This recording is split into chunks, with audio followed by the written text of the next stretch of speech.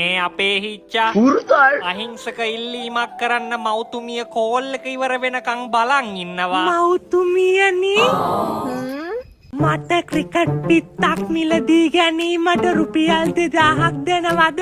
මොකක්? ඕව ගන්න මං ගාව සල්ලි නෑ. ගිහින් තාත්තගෙන් ඉල්ලගන්න. ඉතින් පියතුමා ඉන්න පිට රටනේ. ඉතින් කෝල් කරපු වෙලාවක ඉල්ලගන්න. අනේ මව්තුමිය පිටත්ව යනවා. හිච්චා දුක් මුසුව බලාගෙන හිටියා. පියතුමනි මට ටැප් සෙන්ඩ් එකෙන් 2000ක් එවන්න පුළුවන්ද පිත්තක් මිලදී ගන්න? මොකද්ද? ගිය සතියේ තම්මට සල්ලි දැම්ම නේද? මොකද්ද ඒකට උනේ? මව්තුමිය මට ඒවා දෙන්නේ නෑනේ.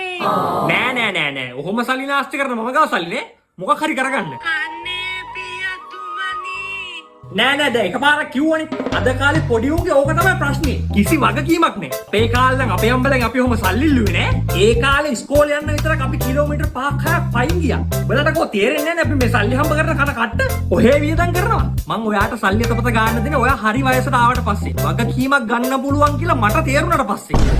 මට තේරෙනවා පියතුමනි. ඔයා උදේ හවස අපි වෙනුවෙන් මේ මහන්සි වෙන්නේ. මට තේරෙනවා සල්ලි හොයන එක එච්චර ලේසි දෙයක් නෙවෙයි කියලා. මම මොනවා හරි කරගන්නම්. අයියෝ ඔය බලන්නේ කොහොමද? ඉච්චා මම රට ගියාට පස්සේ උඹ සෑහෙන හැදිලානේ.